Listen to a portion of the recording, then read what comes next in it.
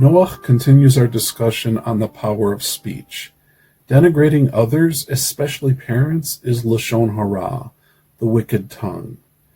Lashon Hara brought death into the world, which spiraled out of control over the next 10 generations until the world was full of Hamas in Noach's day. The Heavenly Father destroyed the earth in a flood because the world was full of Hamas. As dramatic as this is, what does it have to do with parental alienation?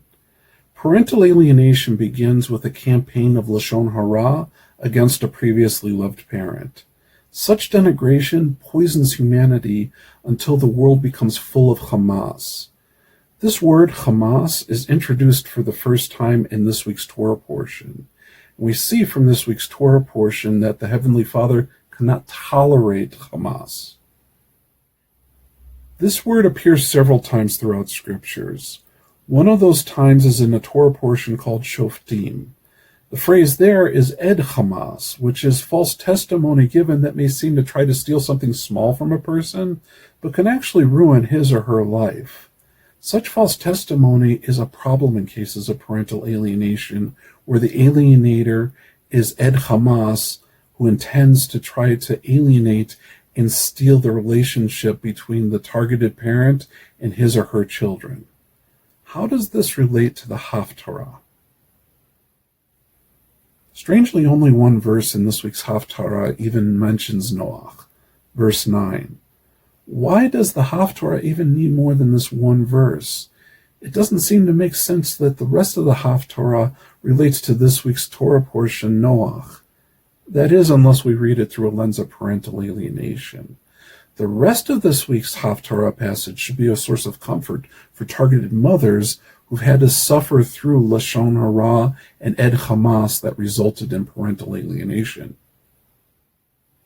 Verse 6 states, "For like a wife who is deserted and distressed in spirit has the Lord called you, and a wife of youth who was rejected, said your God." One day parental alienation will be defeated, and there will no longer be Lashon Hara or Hamas in the world. On that day, targeted mothers will have more joy in their children than mothers who never had to suffer through parental alienation. As the Almighty swore an oath to Noach never to destroy the world again in a flood, so too the Heavenly Father swears an oath to this rejected woman that his compassion for her will last forever. If you share our vision to bring parental alienation into a mainstream discussion, then please hit the like button and subscribe to the channel. It really helps a lot with the YouTube algorithm, and it doesn't cost you anything. Also, I'd like to hear your thoughts in the comments below. Do you agree or disagree that Lashon Hara and Ed Hamas can lead to parental alienation? Does the Haftarah only apply to targeted mothers? Let me know what you think in the comments below. Shalom from Jerusalem.